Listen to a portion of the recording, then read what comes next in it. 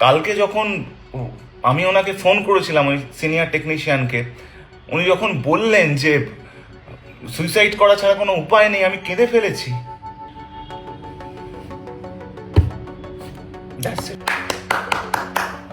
চিরথাকা বন্ধ হয়ে গেছে।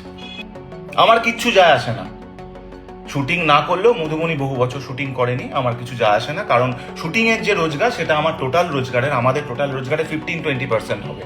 আজ অবধি কোনোদিনও মদ সিগারেটের কোনো বিজ্ঞাপন করিনি আমরা করিনি, ফিউচারেও করব না। যা করেছি সততার সাথেই পয়সা কামিয়েছি, সততার সাথেই জায়গায় এসেছি। আমি জোরহাত করে বলছি, আপনারা যারা এই বিষয়টা নিয়ে ভাবছেন তারা আরেকবার ভাবুন যে চিরসখার দোষ কোথায়, এর সাথে যুক্ত যারা, আমরা কি দোষী? মানে এখানের আর্টিস্ট, এখানের টেকনিশিয়ানরা কি দোষ করলো ভাই? প্রতিবাদ হোক, 100% তদন্ত হোক, সবকিছু হোক, কিন্তু চিরসখা কি দোষ করলো? This is my whole point. জুনিয়রিজের হিসেবে কাজ শুরু করেছি, 500 টাকাও পাইনি। তো আমার তখনও ভয় ছিল না, এখনো ভয় নেই। আমি পিঠে ছুরি খাওয়ার থেকেও বুকে ছুরি খাওয়া অনেকটা সম্মানের মনে করি। চিরসখা বন্ধ হয়ে গেছে, দারুণ ব্যাপার। আমরা এখন সবাই সিকিওর। কালকে চিরসখার একজন সিনিয়র টেকনিশিয়ানকে, তার সম্মান রক্ষার্থে, আমি তার নাম নিচ্ছি না, সিনিয়র 50+ ফোন করেছিলাম। কাঁদছে আমায় বলছে যে রাজা, আমার 2টো মেয়ে আছে, আমার বউ বলল যে চলো আমরা 4 জনে মিলে সুইসাইড করে নিই। আমি ঘুমোতে পারিনি, তারপর থেকে কাল রাতে ঘুমোইনি। আমার কিচ্ছু যায় আসে না, শুটিং না করলেও মধুমণি বহু বছর শুটিং করেনি, আমার কিছু যায় আসে না, কারণ শুটিং এর যে রোজগার সেটা আমার টোটাল রোজগারের, আমাদের টোটাল রোজগারের 15-20% হবে।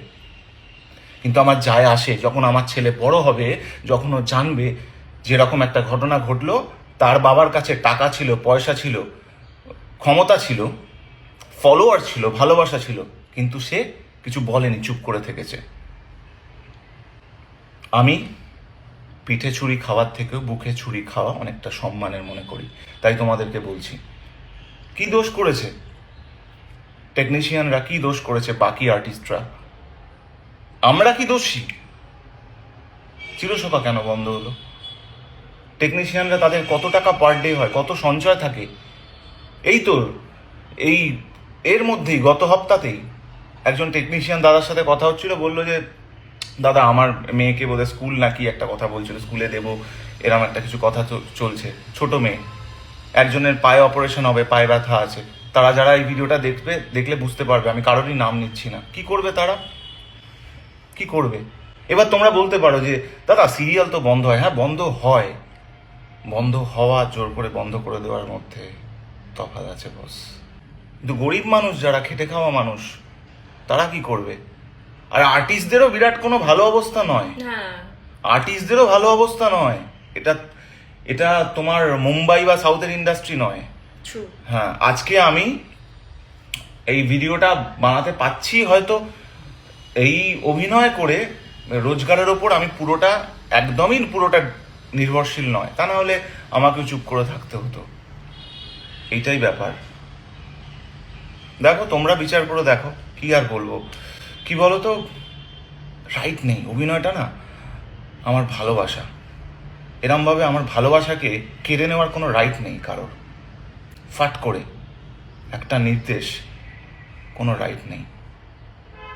যারা আমরা অভিনয় করতে এসেছি, অনেকে বড় চাকরি ছেড়ে এসছে। আমি নিজে ইঞ্জিনিয়ার, বিটেক ইঞ্জিনিয়ার, বড় কোম্পানিতে চাকরি করতে পারতাম, তো বিদেশে থাকতে পারতাম। রিস্ক নিয়েছি, ইন্টারভিউ দিইনি, কারণ আমি অভিনেতা হব, আমি অভিনয় করব, অভিনয় করে রোজগার করব। তখন জানতাম না যে নাম করব, জানি অভিনয়টা করতে হবে। আরে বস, জুনিয়রিজের হিসেবে কাজ শুরু করেছি, 500 টাকাও পাইনি। তো আমার তখনও ভয় ছিল না, এখনো ভয় নেই। ভয় আমার নেই। প্রতিবাদ হোক, 100% তদন্ত হোক, সবকিছু হোক, কিন্তু চিরসখা কি দোষ করলো? This is my whole point. মানে এখানের আর্টিস্ট, এখানের টেকনিশিয়ানরা কি দোষ করলো ভাই? আমি তো এটা বুঝতে পারলাম না। হ্যাঁ, দোষী আমরা।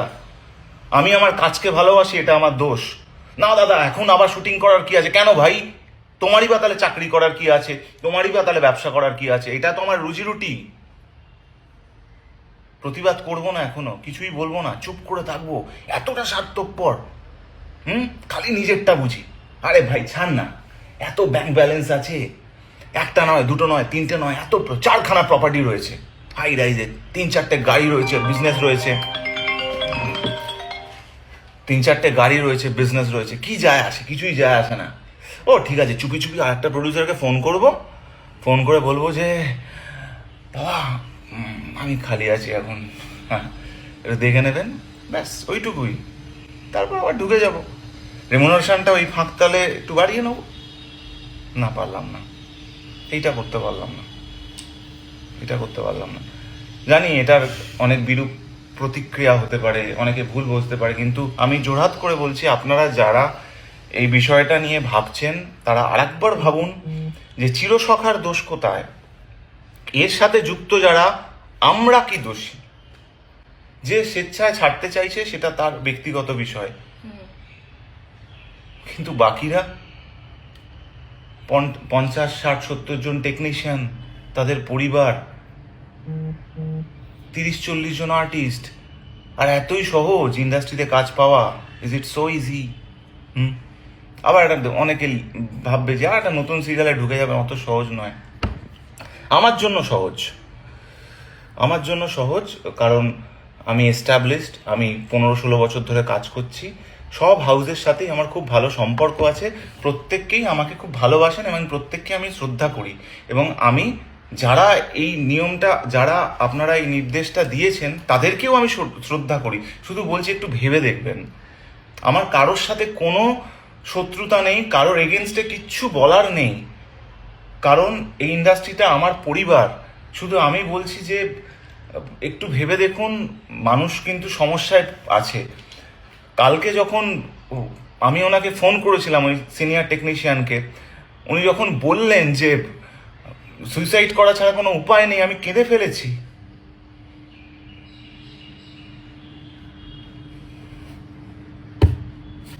That's it. This is not right. This is not right. করবো না শুটিং, কিচ্ছু যায় আসে না আমার, করবো না,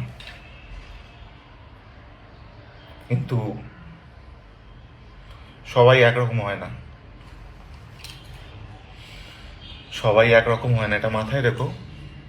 তোমাদের রাজাদা সৎ, অনেস্ট,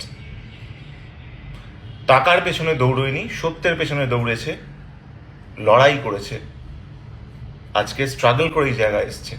আজ অবধি কোনোদিনও মদ সিগারেটের কোনো বিজ্ঞাপন করিনি আমি, আমরা করিনি, ফিউচারেও করবো না।